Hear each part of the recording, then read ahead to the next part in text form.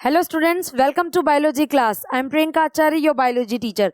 सो students, हम class 8th के लिए चैप्टर देखने जा रहे हैं micro organism, friends and foe. Micro organism क्या होते हैं, फ्रेंड्स एंड फो का मीनिंग क्या होता है स्टूडेंट्स? फ्रेंड्स मतलब जो हमारा वेल विशर है, हमारा फ्रेंड है, अच्छा फ्रेंड है। और फो मीन्स क्या होता है, जो एनिमी है।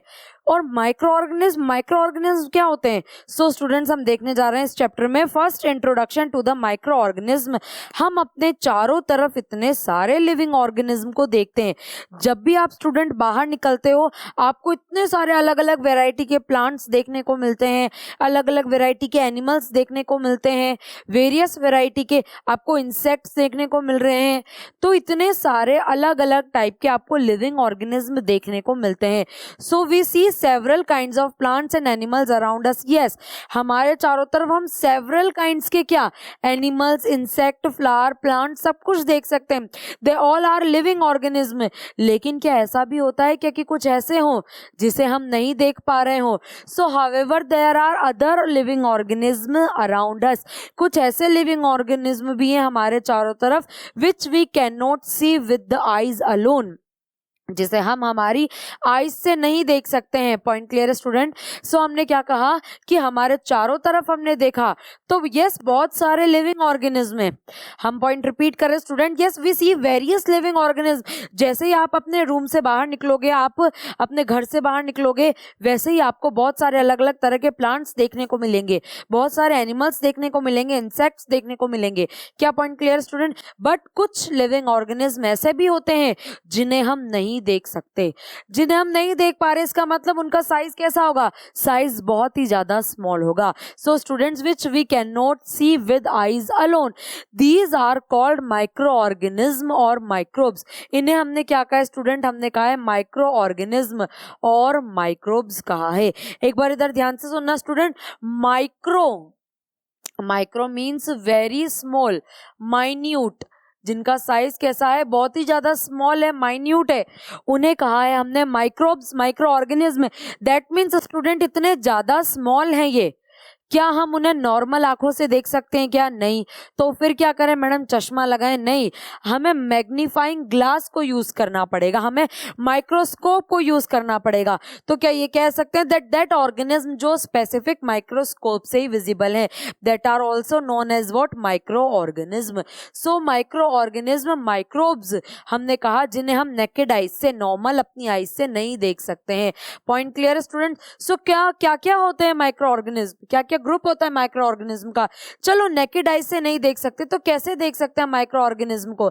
आपने एक चीज देखी होगी स्टूडेंट, जैसे ही रेनी सीजन आता है, रेनी सीजन की वजह से एनवायरनमेंट में मॉइस्चर हो जाता है। So you might have observe that during rainy season में, अच्छा आपको ब्रेड बहुत पसंद है, ब्रेड सैंडविच बनते हैं, बहुत सारी चीजें बनती है जिनसे, तो ब्रेड आपको बहुत पसंद है। आप मार्केट गए, जंबो साइज ब्रेड लेकर के आए, ठीक है, आपने उसे फ्रिज में ही नहीं रखा, आपने उसे बाहर ही रख दिया, आपने कुछ ही ब्रेड्स को यूज किया, बाकी पूरा का पूरा ऐसे ही रख दिया, तो फिर कुछ टाइम बाद क्या हो जाएगा?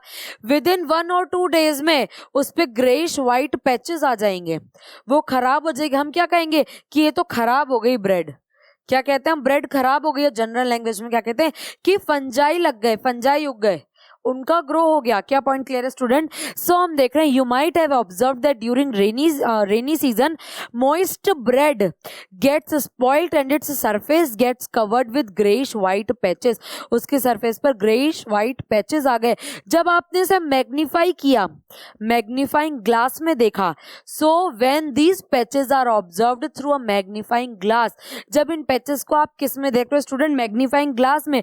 क्योंकि अभी तो सिर्फ आपको पैचेस शो हो रहे हैं, क्या आपको लिविंग ऑर्गेनिज्म शो हुए? क्या वो पैचेस क्या है? लिविंग ऑर्गेनिज्म ही है स्टूडेंट, लेकिन हमें सिर्फ बाहर से पैचेस शो हो रहे हैं, ऐसा नहीं कि कोई लिविंग ऑर्गेनिज्म में प्रोसेस करता हुआ शो हो रहा है मैम, पॉसिबल नहीं है। Point clear student? सो माइक्रो ऑर्गेनिज्म है वो, क्या है वो? माइक्रो ऑर्गेनिज्म है जो हमारी मॉइस्ट ब्रेड को स्पॉइल कर रहे हैं। पॉइंट क्लियर है students? So when these patches are observed through a magnifying glass we see tiny black rounded structures, हमें टिनी ब्लैक राउंडेड स्ट्रक्चर्स देखने को मिलती हैं। पॉइंट क्लियर है students? So we see tiny black rounded structures, ये क्या है? ये माइक्रो ऑर्गेनिज्म है। क्या सिर्फ ब्रेड पे ही है क्या? ब्रेड को ही खराब किया क्या? नहीं। आप अगर नॉर्मल देखो, आपकी रोटी, आपकी चपाती, उसको भी ज्यादा दिन रख लोगे, 1-2 दिन, तो उस पे भी क्या होने लग जाएंगे? उस पे भी ये फंगस या जो हम माइक्रो ऑर्गेनिज्म है वो ग्रो होने लग जाएंगे। पॉइंट क्लियर है स्टूडेंट? वैसे ही हम देख रहे हैं कि वाटर और जो सॉइल है उनमें भी वैरायटी के माइक्रो ऑर्गेनिज्म है, उनमें भी क्या है? बहुत सारे माइक्रो ऑर्गेनिज्म अवेलेबल है। So water and soil are full of tiny organism, though not all of them fall into the category of microbes. हालांकि उसके अंदर बहुत सारे माइक्रो ऑर्गेनिज्म हैं। कितने? वाटर एंड सॉइल में, क्योंकि लिविंग ऑर्गेनिज्म भी बहुत सारे होते हैं, और जो माइक्रोस्कोप से विजिबल होंगे वही माइक्रो ऑर्गेनिज्म होंगे, जो नेकेड आई से नहीं दिखेंगे वही माइक्रो ऑर्गेनिज्म होंगे, माइक्रोब्स होंगे। क्या पॉइंट क्लियर है स्टूडेंट्स? सो हम देखें, क्या सॉइल में हमें बहुत सारे बैक्टीरियाज वगैरह आप देख सकते हो, माइक्रो ऑर्गेनिज्म, माइक्रोब्स देखने को मिल रहे हैं। सो वाटर सॉइल के पास में बहुत सारे टिनी ऑर्गेनिज्म हैं जिन्हें हम नेकेड आई से नहीं देख सकते हैं। अगर हम देखें तो इन्हें नेकेड आई से देख सकते हैं क्या? नहीं देख सकते। तो फिर हमें मैग्नीफाइंग ग्लास का यूज करना पड़ेगा। और किसका यूज करना पड़ेगा? मैग्नीफाइंग ग्लास के साथ साथ माइक्रोस्कोप्स का यूज करना पड़ेगा। सो दीज माइक्रो ऑर्गेनिज्म और microbes are so small in size that they can not be seen with the unaided eyes. इतने ज्यादा स्मॉल हैं ये स्टूडेंट्स कि हम इन्हें नेकेड आई से, नॉर्मल आई से नहीं देख सकते।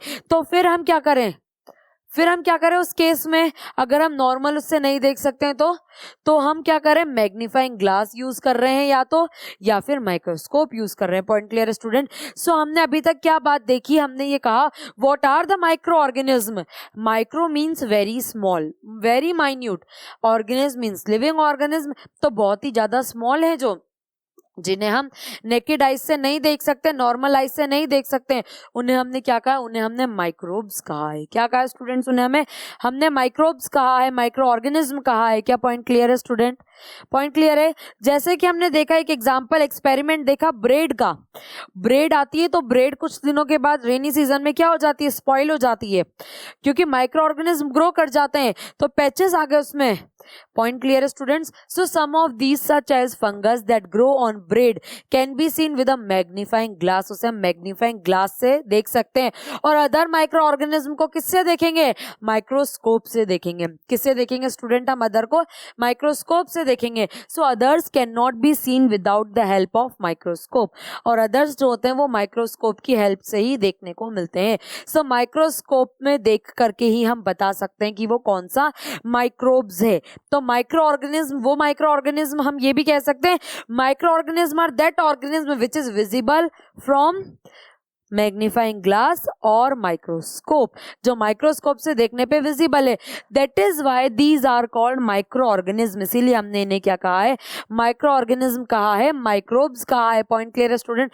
माइक्रो ऑर्गेनिज्म की अगर हम क्लासिफिकेशन देखें कि कौन कौन से कैटेगरी में हमने माइक्रो ऑर्गेनिज्म को डिवाइड किया है, कौन कौन से ऐसी कैटेगरीज हो सकती हैं माइक्रो ऑर्गेनिज्म को डिवाइड करने की, तो उन्हें कौन कौन से ग्रुप्स में क्लासिफाई किया students? So micro organism are classified into 4 major groups. कितने ग्रुप्स में?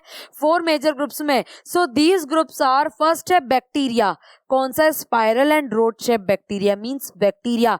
बैक्टीरिया वर्ड जैसे ही आ जाएगा स्टूडेंट आपके माइंड में ये चीज क्लिक होनी चाहिए। Bacteria means prokaryotic cell. Bacteria means कौन सी सेल है? Prokaryotic cell. बैक्टीरिया सेल कौन सी student? That is the prokaryotic cell. Prokaryotic जिसमें न्यूक्लियस था क्या?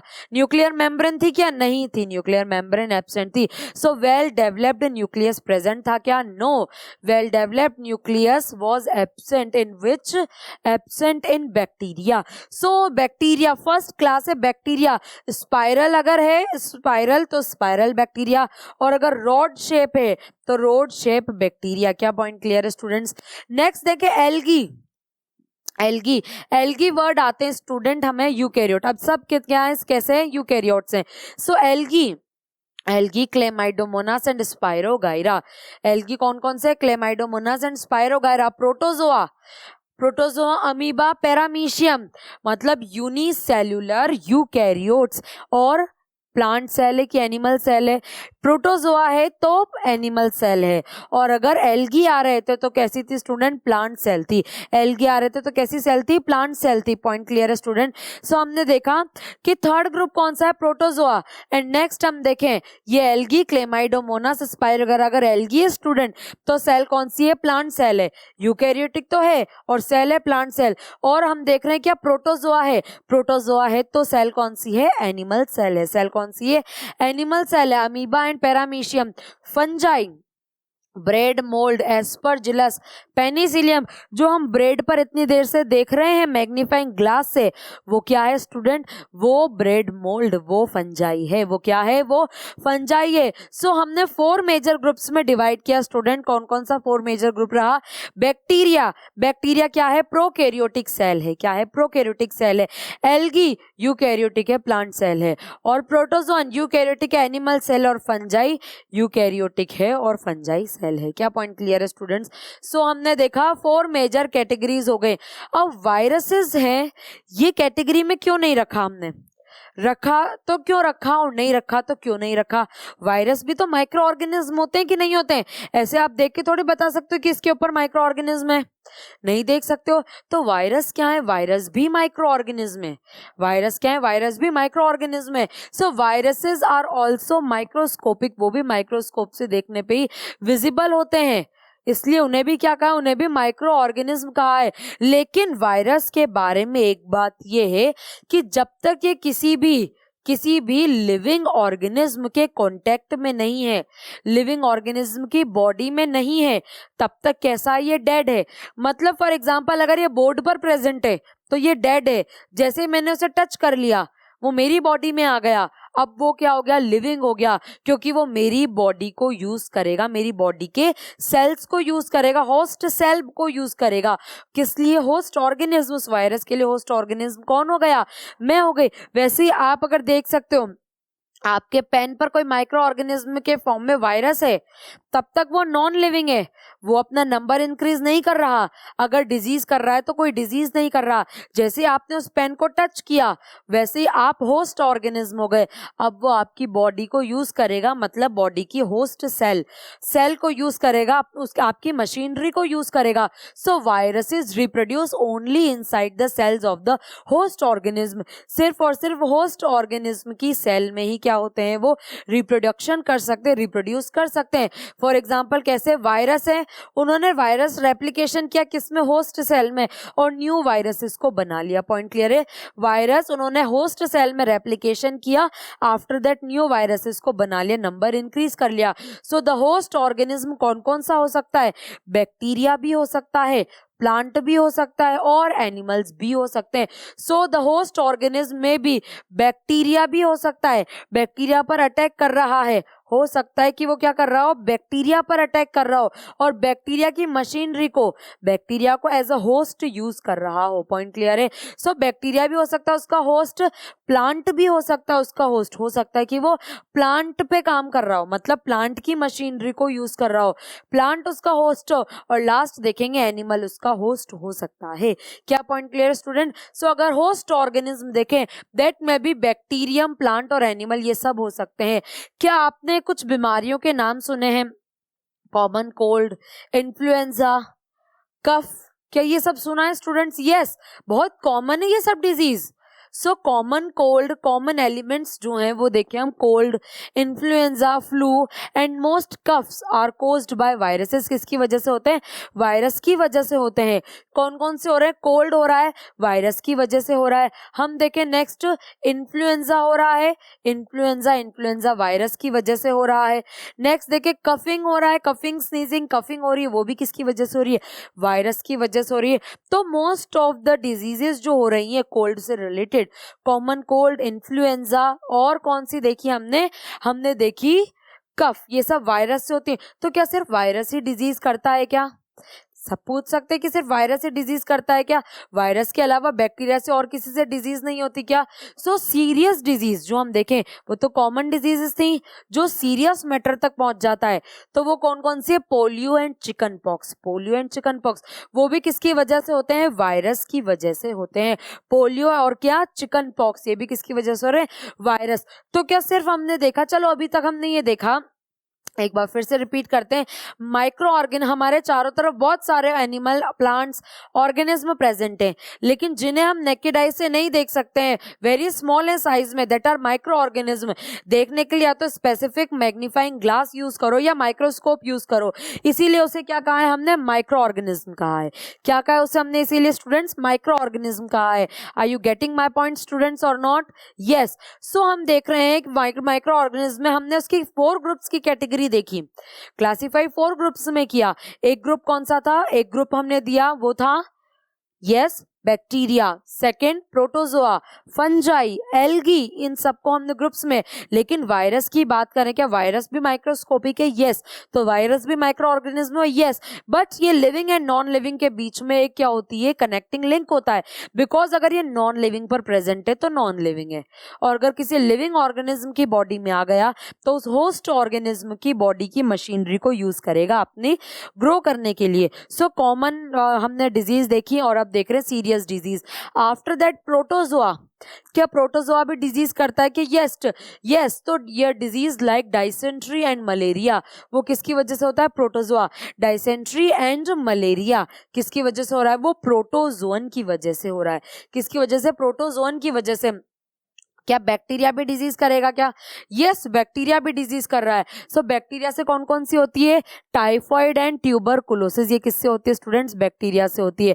टाइफॉइड एंड ट्यूबरकुलोसिस किससे हुई है, ये बैक्टीरिया से हुई है। टीबी, क्या पॉइंट क्लियर है स्टूडेंट्स? सो माइक्रो ऑर्गेनिज्म का इंट्रोडक्शन हमने देख लिया। What are micro organism, that very small size organism which we cannot see from our naked eyes. So we have to see that microorganism in the magnifying glass or in the microscope. Point clear है? There are 4 major groups of microorganism और viruses. तो कौन कौन से disease हो रही है students, वो सब कुछ हमने देख लिया। Okay students, so thanks for watching my dear students.